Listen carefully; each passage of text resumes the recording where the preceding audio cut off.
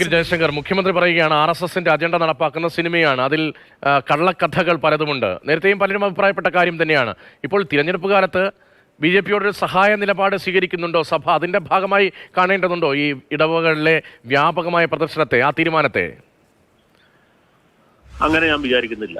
ഇനിയിപ്പോ ഈ സിനിമയല്ല, ഇതിനേക്കാൾ വലിയ സിനിമ പ്രദർശിപ്പിച്ചാലും കേരളത്തിലെ ക്രൈസ്തവ അംഗങ്ങൾ, കത്തോലിക്ക സഭ മാത്രമല്ല ഇതര സഭകളിലെ അംഗങ്ങളായിട്ടുള്ള ആളുകൾ, ക്രൈസ്തവർ പൊതുവെ മറ്റ് സമുദായങ്ങളെ അപേക്ഷിച്ച് വിദ്യാഭ്യാസ കാര്യത്തിൽ മുന്നോക്കം നിൽക്കുന്നവരാണ്. സാമൂഹ്യമായിട്ടും സാംസ്കാരികമായിട്ടും രാഷ്ട്രീയമായിട്ടും ഉയർന്ന തലത്തിൽ ചിന്തിക്കാൻ കഴിവുള്ളവരാണ്. യാതൊരു സംശയവും അക്കാര്യത്തിൽ വേണ്ട. അതുകൊണ്ട് ഏത് സിനിമ പ്രദർശിപ്പിച്ചാലും അവരുടെ നിലപാടിൽ, രാഷ്ട്രീയ നിലപാടിലാണെങ്കിലും ഇതുപോലുള്ള സാമൂഹ്യ വിഷയങ്ങളുള്ള നിലപാടിലാണെങ്കിലും മാറ്റം ഉണ്ടാകും എന്ന് ഞാൻ വിചാരിക്കുന്നില്ല. അങ്ങനെ മാറ്റം ഉണ്ടാകും എന്ന് വിചാരിക്കാൻ പാകത്തിന് മൗഢ്യമുള്ളവരല്ല ആ സഭയെ നയിക്കുന്ന മതമേലധ്യക്ഷന്മാർ, പ്രത്യേകിച്ച് കത്തോലിക്ക ബിഷപ്പുമാർ.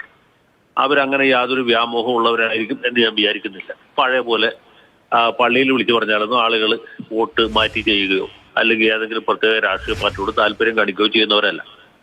BJPയോട് പ്രത്യേകിച്ചും അങ്ങനെ അനുഭാവപൂർണമായ നിലപാട് സ്വീകരിക്കാനുള്ള സാധ്യത വളരെ വിദൂരമാണ്. ഒരിക്കലും വോട്ട് മാറ്റി ചെയ്യില്ല എന്നല്ല പറഞ്ഞു. ക്രിസ്ത്യാനികൾ ബുദ്ധിയും വിവരവും ഉള്ളവരായതുകൊണ്ട് ഇനി BJPയാണ് രാജ്യത്തിന്റെ നന്മയ്ക്ക് കൂടുതൽ മെച്ചപ്പെട്ടത് എന്ന് തോന്നിയാൽ BJPക്ക് വോട്ട് ചെയ്യാനും മടിക്കൊന്നുമില്ല. അത് വേറെ പ്രശ്നം. മണിപ്പൂർ വിഷയം അടക്കം വന്നപ്പോൾ സഭ കേന്ദ്ര സർക്കാരിനെതിരെ നിലപാടെടുക്കുന്നതൊക്കെ നമ്മൾ കണ്ടതാണ്.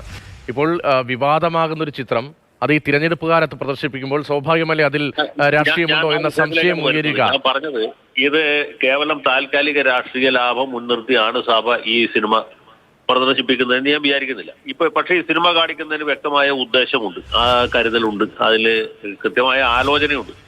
അല്ലാതെ വെറുതെ ഇടുക്കി രൂപതക്കാരൻ 4-ാം തീയതി സിനിമ പ്രദർശിപ്പിക്കും, അത് കഴിഞ്ഞ് 9-ാം തീയതി താമരശ്ശേരി, 10-ാം തീയതി തലശ്ശേരിയും പ്രദർശിപ്പിക്കുന്നു എന്ന് പറഞ്ഞത് യാദൃശ്ചികമായിട്ട് നടക്കുന്ന ഒരു കാര്യമൊന്നുമല്ല. കാരണം മാത്രവുമല്ല, ഈ കേരള സ്റ്റോറി റിലീസായിട്ട് ഒരു കൊല്ലമായി. കഴിഞ്ഞ മെയ് 4-ാം തീയതിയാണ് ഈ സിനിമ റിലീസായത്. അത് കഴിഞ്ഞ 11 മാസത്തിനിപ്പുറം പെട്ടെന്ന് കത്തോലിക്ക മതമേലധ്യക്ഷന്മാർക്ക് എന്തുകൊണ്ട് വീണ്ടും വിചാരം ഉണ്ടായെന്ന് ചോദിച്ചാൽ അതാണ് നമ്മൾ ആലോചിക്കേണ്ട പ്രധാന വിഷയം. അല്ലാണ്ട് കേരളത്തിൽ BJPക്ക് 10 വോട്ട് കൂടുതൽ കിട്ടുമോ അല്ലെങ്കിൽ UDFനെ ബാധിക്കുമോ LDFനെ ബാധിക്കുമോ എന്നുള്ളതല്ല. അത് വളരെ സെക്കൻഡറി ആയിട്ടുള്ള ഒരു വിഷയമാണ്. അതൊരു വിഷയം പോലും ആണെന്ന് സംശയമുണ്ട്. അതല്ല ഇവിടുത്തെ പ്രധാന വിഷയം. എന്തുകൊണ്ട് കത്തോലിക്ക മതമേലധ്യക്ഷന്മാർ ഇങ്ങനെ ചിന്തിക്കുന്നു?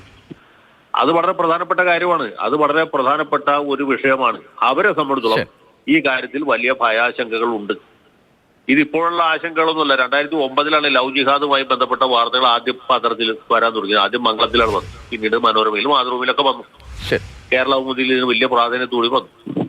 ആ സമയത്ത് തന്നെ കത്തോലിക്ക മെത്രാൻ സമിതി ഈ കാര്യത്തിൽ വ്യക്തമായ നിലപാട് സ്വീകരിച്ചിട്ടുണ്ട്. അവരുടെ ജാഗ്രതാ സമിതി ഒരു കൈപ്പുസ്തകം തന്നെ പ്രസിദ്ധീകരിച്ചിട്ടുണ്ട്. അതിൽ ഓരോ രൂപതയിൽ നിന്നും ഇതുപോലെ നഷ്ടപ്പെട്ടു പോയ പെൺകുട്ടികളുടെ ലിസ്റ്റ് അടക്കം ഉണ്ടായിരുന്നു എന്നാണ് എന്റെ ഓർമ്മ. ശരി, ആ വിഷയം പല ഘട്ടത്തിൽ സഭ ഉയർത്തിയതാണ്, നമ്മൾ ചർച്ച ചെയ്തതാണ്. പക്ഷേ ഈ തിരഞ്ഞെടുപ്പ് സമയത്ത് എന്തുകൊണ്ട് എന്നതാണ് വളരെ പ്രസക്തമാകുന്നത്.